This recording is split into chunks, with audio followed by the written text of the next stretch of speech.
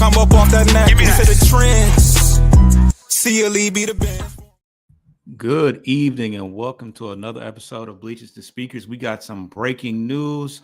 It is the eve of the NFL draft. You know, that's a holiday around the NFL and a lot of excitement, especially because the Lions have fared very well in the last few drafts. But we have an announcement. Kerby Joseph has been extended. He has been extended. They have made him the highest paid safety in the NFL. He has had a good career thus far. He made a major impact even in his rookie year, intercepting Aaron Rodgers on numerous occasions. And this past year, he solidified himself.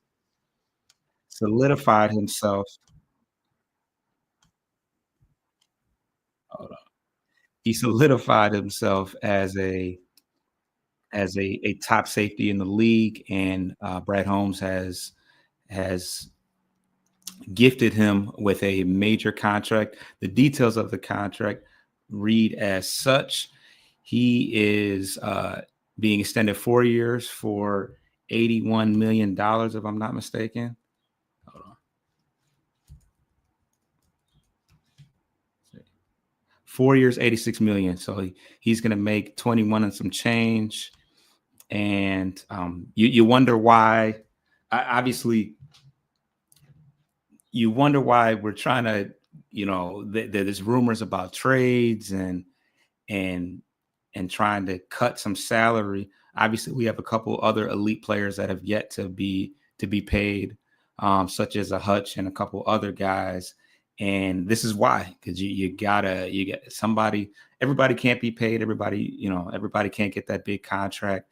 Of course, Kerb has done everything that he needed to do to be paid, but I don't know if that was necessarily the next. I mean, I say the same thing about Aleem McNeil, but I don't know if people thought that he would be the next in line.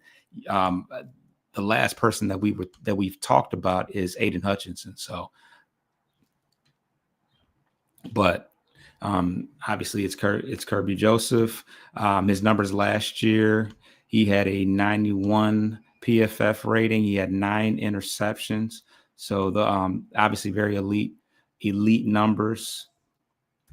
And he had 71 total solo tackles and 13 assists. So a complete effort from him, and not too shabby for a guy that June in the building. I had to chime in on this. How come I can't hear you? Oh, I got it turned down. Go ahead. I had to chime in on this, man. Yeah. Well, go ahead. I guess this signing here shows why you don't go out in free agency and spend a bunch of money. I think you did. I think that Brad Holmes did more with less as far as the spending, and he didn't do anything unexpected. He said that he had some business to take care of in-house first, and this is one of those signings he talked about. He wanted to take care of the core future, and that's what you got with this Kerby Joseph extension. So go ahead. No, I was going to say that he threw out the first pitch yesterday at the Tigers game. So of course I think there was an understanding by that point that he was, it was kind of a little campaign, which we didn't necessarily know that for certainty, but it makes a lot more sense now that he's been kind of, he's been moving around, he's been doing stuff in his community, and obviously when you throw out the first pick, you're that guy. I mean, we knew Kerby was that guy, but he knew he had some money coming to him, so that had to give him a boost to his confidence. And if you wonder why you don't give Carlton Davis Jr. the money that he wanted, and you wound up getting DJ Reed instead for a cheaper price, you wonder why you you re-sign Marcus Davenport, don't re-sign Zadarius Smith. This is one of those reasons why. And Matt, I think once you get this deal in place, you can look back and say, hey, Zadarius Smith, possibly, why don't you, we've done our budgeting, we figured it out, we've got it written, this, that, and other. We know where our money's going now because that was a mystery. What you're going to do with this signing, and he was a priority. Now, if you look in that picture, you're going to have another priority coming up in the next couple of years, Mr. Branch. You also have Hutch that's due for a pay raise, and then you have to decide what you're going to do with JMO. All these people have to get paid. So while we're sitting here fussing, and I'm guilty of this as well, when you're sitting here fussing and be like, why are we only re-signing Muhammad and O'Connor? And this is why, because you have a core that needs to be taken care of first, and then you take care of the other needs through the draft where you don't have to pay as much right now. So, yeah, and obviously we decided to we decided to not bring back Iffy. Not that there's a whole lot of that had much influence on that, but obviously you've given Kerb the stamp of approval that he's our guy, and although we still need somebody to play in a reserve role, I think the mindset with keeping Iffy around as long as we did is that he can come in and be that guy, but we don't have to worry about that at this current moment. Is he dropping this pass, by the way? I don't. Looks like it looks like it's going through his hands, but I don't remember seeing him ever drop. Yeah. Have a drop in the end zone, because that's an end zone. Yeah, that does look like he's right by. He's certainly by the fans in the end zone. Yeah, looks like the guy's trying to catch it for him if he doesn't catch it, but. Yeah, I don't think we've witnessed that. Usually, if he gets his hands on it, it's pretty secure. But I'm happy about this signing. One of the things that I'm looking forward to is the draft, of course, and I think Brad Holmes, he's been saying what he's going to do. Now, all this speculation has been going on.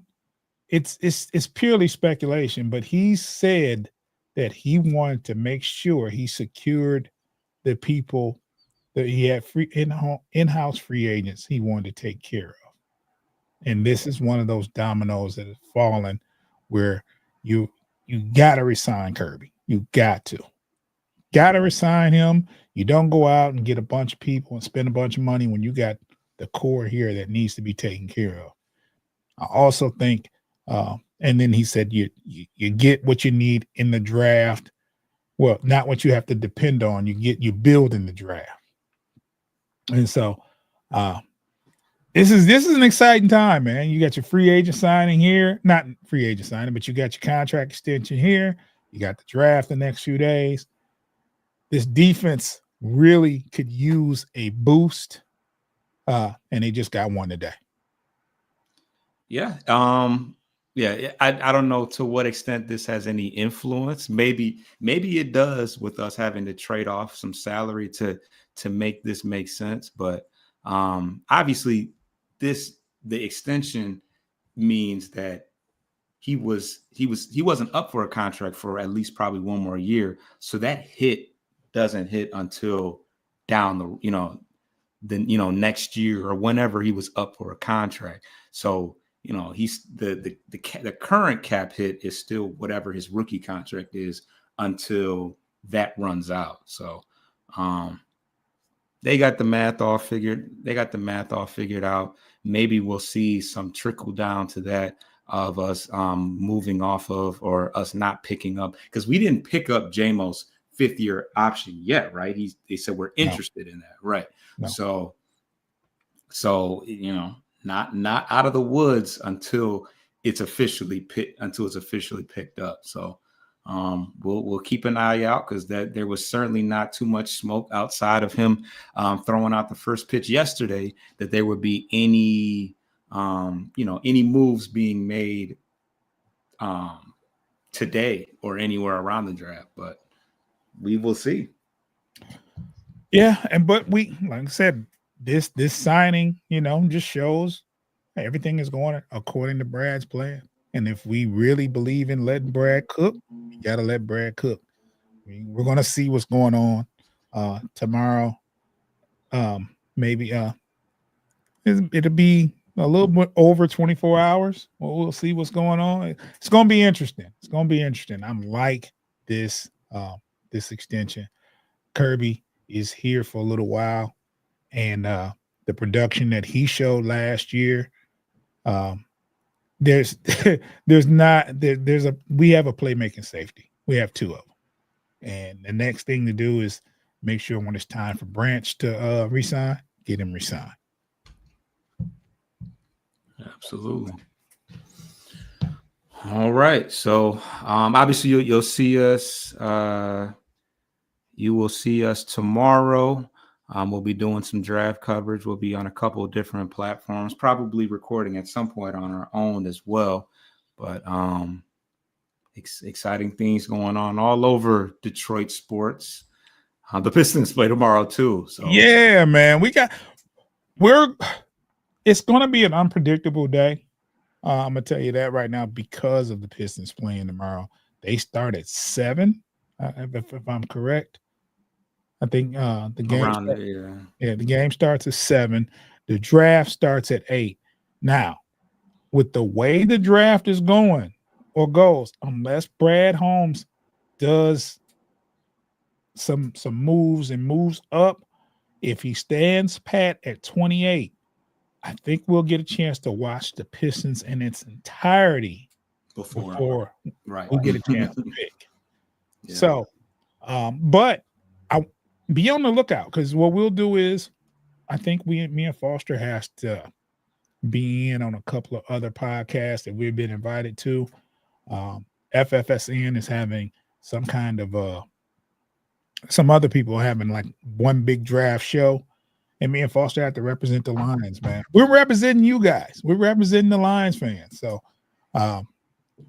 we'll be, in and out of there. And then after our draft, we'll probably go live and give our thoughts on the pick or whatever happens. We're definitely going to talk about the Pistons tomorrow, regardless of what happens after the game. So it should be a pretty exciting time tomorrow, especially if everything goes right. We get a good draft pick. We don't surrender anybody that we want to keep, and we get a good draft pick, and the Pistons get a win. Day off for the Tigers, though, tomorrow, but they'll be back Friday. We'll talk about Baltimore. I mean, we got more coverage this weekend, like Friday, Saturday, Sunday. We'll talk a little bit more about everything, but you should see us going live a little bit more tomorrow over the next few days. So. Mm-hmm. MSU Detroit fan says Jameson Williams is the big question mark. It's one or two things that's happening, right, with the Jameson Williams. Either there's real smoke, like something is really, really going on with that, or it's just media smoke. Maybe it's just, to get people excited and this, that, and other. Me personally, I say it's a little early to try to do something with Jameson Williams. You still got this next year for him to play, correct? Where you don't have to do anything. Yeah, I mean, his value is probably highest now because whoever trades for him knows they'll get him for a full. I think, they get him for a full year before they have to make a decision. And I think from a logical standpoint, he's in his 4th year next year, right? Yes. And you do have the option of a 5th year. So there's logically, for me, there's no reason to move him for anything. There's not a player in this draft that you so desperately need to get rid of Jameson Williams. There's just not. I think there's the pressing need for the Detroit Lions. You have 2 of them. one more so than the other. I think you need to address the pass rush, and you can use an interior offensive line. But I don't think you trade a talent like Jamison Williams to take care of that. With the draft being so deep at defensive end, and you can get an interior lineman and develop them. They got two of them, two young pups with I forgot his name, Mahogany, and the other guy, Manu, whatever his name is, that they can put at guard. Those are two young people that they're very high on. I think you can get an interior offensive lineman in the second or third round. I do think that. So I don't think it's anybody out there, any move out there that you can really, really sell Jamison Williams for, unless it's someone like Abdul Carter or, you know what I'm saying? That would be the only one. And I think he's going to go way too early. Even then, unless you have an immediate replacement for him at that wide receiver too, you have right now, you got Tim Patrick, you got Khalif Raymond. You don't have anybody that can take over that second option. I mean, you have a damn good tight end who is a good receiving option. But as far as a wide receiver too, unless you're planning on trading him off and then drafting another first round receiver, which is going to cost you the same amount of money. Well, no, not the same amount of money, because JMO is going to be worth more in a year. So you could press the reset button and bring in another receiver on their rookie contract, and that would keep you from having to pay JMO $20 million. But the difference is, Foster, when you do that, you're taking a chance. You have proven here. Right. So it's like, for instance, let's say you decided to do that this year and you trade Jamison and you say, okay, we'll pick up whoever in the second round. We'll pick up a speedster wide receiver in the second round. Right. And you have Jamison Williams, who's proven he can do more than just run streaks. Yeah. He's done a lot more than that. So you're taking a chance and finding another wide receiver that can do the things that Jamison Williams can do. You might be able to find a speed wide receiver, but but I don't think you'll even find anybody faster than him. You're not going to find anybody faster. You'll be lucky to find somebody as fast. And he, like I said, he's becoming a better receiver every year. And you have to trade that unless it's like some kind of block. Like, you have to get a hell of a return on that trade. And I'm talking about swapping picks, an extra pick, and a person. That's what I would do. That would be my stance. Which is a lot. A lot. And which I don't think anything will happen. Now, like I said, it could be the start. A lot of times if it had legs, it's walking. If there's smoke, there's fire. So it could be something, but I will be totally shocked if it is. Especially now, you don't have to make that decision for Jamison Williams right now. Is he trade bait? Of course, but I don't think. No, I just don't think so.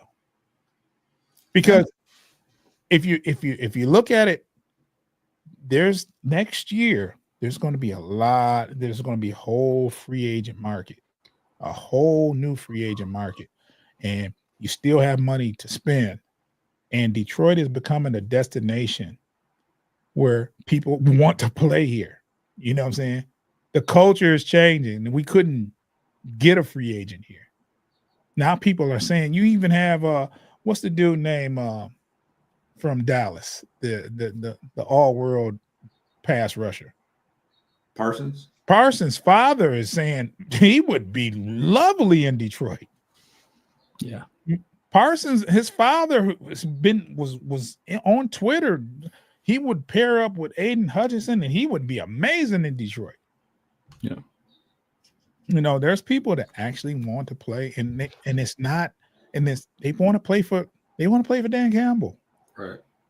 They like what he's doing. The people are actually buying into what Dan Campbell's doing. So it's going to be. I don't think you have to trade anyone away with a year, and an option year left on their contract. I just don't believe it. Yeah. The only thing is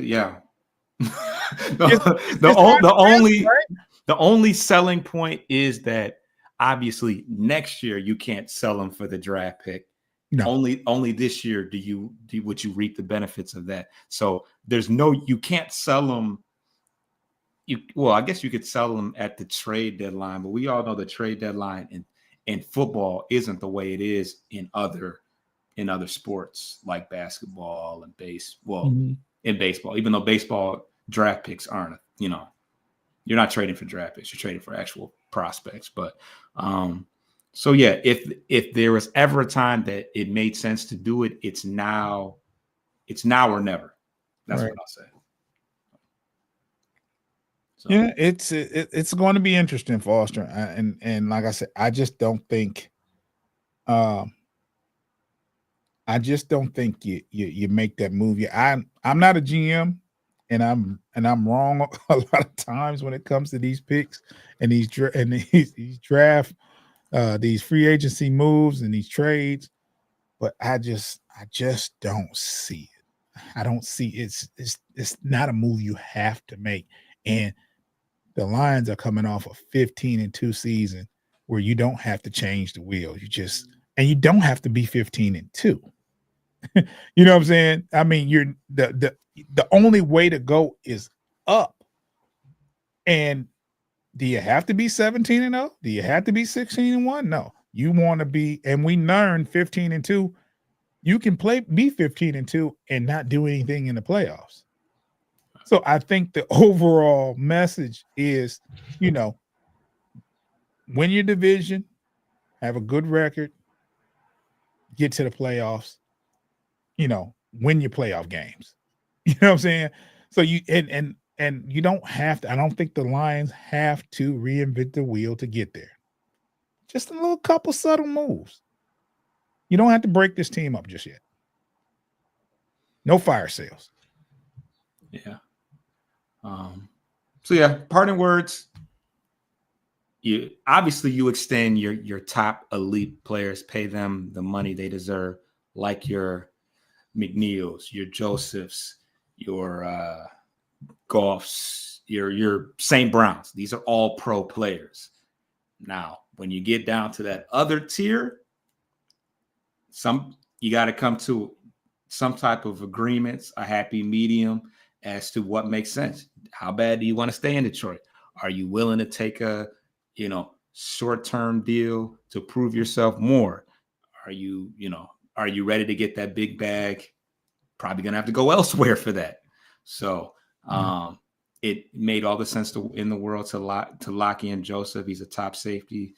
And we'll just have to see about J-Mo. Definitely a guy that's beloved around, beloved around the city.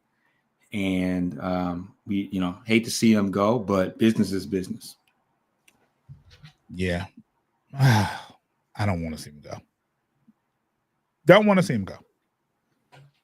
I think he's a great talent. I think he's your next big receiver here when, after St. Brown is gone. I think he'll carry the torch. But we'll see. If you haven't already, subscribe to Bleachers to Speakers on YouTube. Make sure you're following us on all the aggregators. That's anywhere you can listen to a podcast. You can find me and Foster at Bleachers to Speakers, FFSN. Make sure that your notification bell is on. Make sure you're following us as well. Whenever we drop content, like today was an impromptu type thing.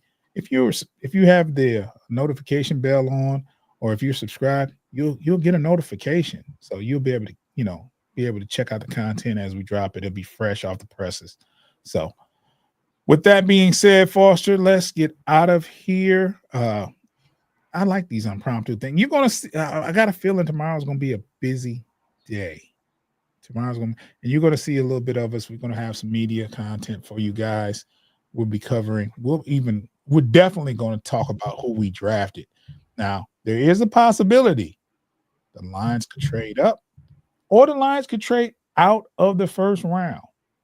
So if we don't get a pick tomorrow, we'll definitely be back Friday. So don't be shocked, man. Brad's been making moves in this first round for the past 3 years, I believe, with the JMO. I mean, it's stuff has happened in the first round with Brad. So we'll see. But congratulations to Kerby. We got ourselves a free safety for a few more years. He got that bag. Got the bag. We were retaining the core. I think the next safety to get that bag is Branch. So till later, you'll hear from us very soon. Foster, we out here. Get your lick back. If a nugget gon' do something, ain't no chit chat. Better stay up out the way, don't get your shit splat. Stop letting this shit slide and get your lick back. And get your lick back. Get your lick back. If a nugget gon' do something, ain't no chit chat. Better stay up out the way, don't get your shit splat. Stop letting this shit slide.